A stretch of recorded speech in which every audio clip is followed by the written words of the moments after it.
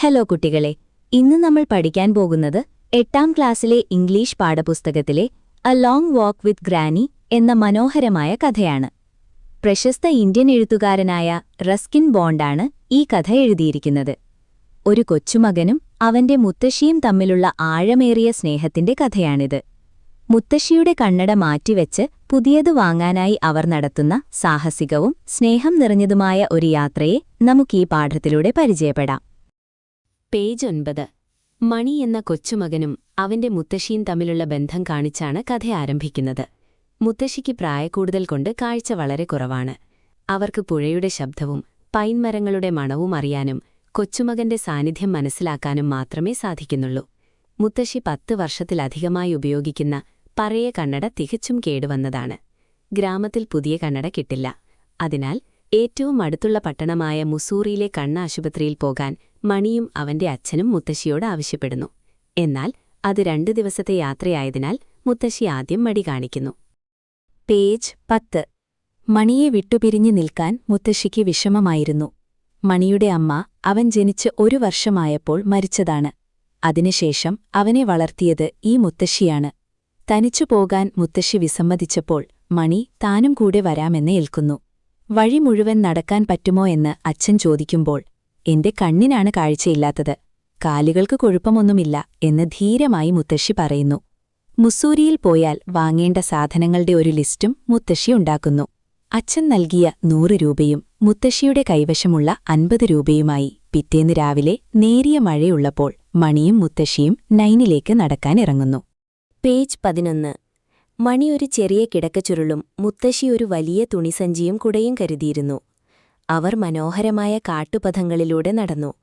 വഴിയിൽ വെച്ച് മണി കാട്ടുപഴങ്ങൾ പറിച്ചു തിന്നുന്നു. മഴ മാറി വെയിൽ വരുമ്പോൾ പ്രകൃതിക്കുണ്ടാകുന്ന മാറ്റങ്ങൾ അവർ ആസ്വദിക്കുന്നു. വഴിയിൽ വിശ്രമിച്ച് അവർ ഭക്ഷണവും കഴിക്കുന്നു. വൈകുന്നേരത്തോടെ താഴ്വരയിൽ മഞ്ഞു പെയ്യാൻ തുടങ്ങുന്നു. കനത്ത മഴയത്ത് അവർ നൈനിലുള്ള അങ്കിളിന്റെ വീട്ടിലെത്തിച്ചേരുന്നു. അവിടെ നിന്ന് ചൂടുള്ള ചായ കുടിച്ച് വിശ്രമിക്കുന്നു. പിറ്റേന്ന് രാവിലെ മുസൂരിയിലേക്കുള്ള ബസ് പിടിക്കാനായി അവർ ബസ് സ്റ്റോപ്പിലേക്ക് പോകുന്നു. പേജ് 12. അവർ കയറിയ ബസ് വളരെ പഴയതും കിലുങ്ങുന്നതുമായിരുന്നു. വളവുകൾ തിരിയുമ്പോൾ യാത്രക്കാർ ആകെ ഉലഞ്ഞുപോയി. പെട്ടെന്നൊരു വലിയ ശബ്ദത്തോടെ ബസ് ബ്രേക്കിട്ടു നിന്നു. മുന്നിൽ വലിയൊരു മണ്ണിടിച്ചിലുണ്ടായിരുന്നു. മരങ്ങളും പാറകളും മണ്ണും റോഡിലേക്കിടിഞ്ഞു വീണ് വഴി പൂർണ്ണമായി തടസ്സപ്പെട്ടു. ബസിന്റെ മുകളിലേക്ക് ചെറിയ കല്ലുകൾ വീഴാൻ തുടങ്ങിയപ്പോൾ ഡ്രൈവർ ബസ് പിന്നോട്ടെടുത്തു. പേജ് 13. റോഡ് നന്നാക്കാൻ ദിവസങ്ങളെടുക്കുമെന്നതിനാൽ ഭൂരിഭാഗം ആളുകളും മടങ്ങാൻ തീരുമാനിച്ചു. എന്നാൽ മുസൂരിയിലേക്കിനി 10 മൈൽ മാത്രമേ ഉള്ളൂ എന്ന് മനസ്സിലാക്കിയ മുത്തശ്ശിയും മണിയും മല കയറി നടന്നുതന്നെ പോകാൻ തീരുമാനിക്കുന്നു. വഴിയിൽ വെച്ച് അങ്കിളിന്റെ വീട്ടിൽ നിന്നും കരുതിയ പലഹാരങ്ങളും പഴങ്ങളും അവർ കഴിക്കുന്നു. ഒടുവിൽ ഇരുട്ടാകുന്നതോടെ കാടുകൾ പിന്നിട്ട് അവർ ദൂരെ മുസൂരി പട്ടണത്തിലെ വെളിച്ചം കാണുന്നു. ആ രാത്രി അവർ അവിടത്തെ ഒരു ധർമ്മശാലയിൽ തങ്ങുന്നു. പേജ് 14. പിറ്റേന്ന് രാവിലെ അവർ കണ്ണാശുപത്രിയിലെത്തി. രോഗികളുടെ വലിയൊരു വരിക്ക് ശേഷം തടിച്ച ശരീരപ്രകൃതിയുള്ള ഡോക്ടർ മുത്തശ്ശിയെ പരിശോധിച്ചു. മുത്തശ്ശിയുടെ കേടുവന്ന പഴയ കണ്ണട കണ്ട് ഇത് മ്യൂസിയത്തിൽ വെക്കേണ്ടതാണെന്ന് അദ്ദേഹം തമാശയായി പറഞ്ഞു. തുടർന്ന് വലിയ അക്ഷരങ്ങളുള്ള ബോർഡ് വായിക്കാൻ നൽകിയെങ്കിലും മുത്തശ്ശിക്കൊന്നും കാണാൻ കഴിഞ്ഞില്ല. ഒടുവിൽ ഡോക്ടർ പലതരം ലെൻസുകൾ മാറ്റി പരീക്ഷിച്ചതോടെ മുത്തശ്ശിയുടെ കാഴ്ച തെളിഞ്ഞുവരികയും അവർക്ക് ബോർഡിലെ അക്ഷരങ്ങൾ വ്യക്തമായി കാണാൻ സാധിക്കുകയും ചെയ്തു. പേജ് 15. ഡോക്ടറെ കണ്ട് മുത്തശ്ശിക്ക് പുതിയ കണ്ണട ലഭിക്കുന്നു. പുതിയ കണ്ണട വെച്ചതിനു ശേഷം ആദ്യമായി മുത്തശ്ശി തന്റെ കൊച്ചുമകനായ മണിയുടെ മുഖം വ്യക്തമായി കാണുകയാണ്.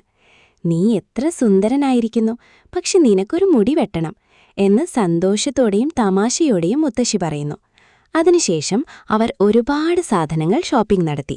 തിരികെ ബസ്സിൽ വരുമ്പോൾ ജനലിലൂടെ പുറത്തെ കാഴ്ചകളും മഴവില്ലും കാടുകളുമൊക്കെ വ്യക്തമായി കാണാൻ കഴിയുന്ന സന്തോഷത്തിൽ മുത്തശ്ശി നിർത്താതെ സംസാരിച്ചുകൊണ്ടിരുന്നു.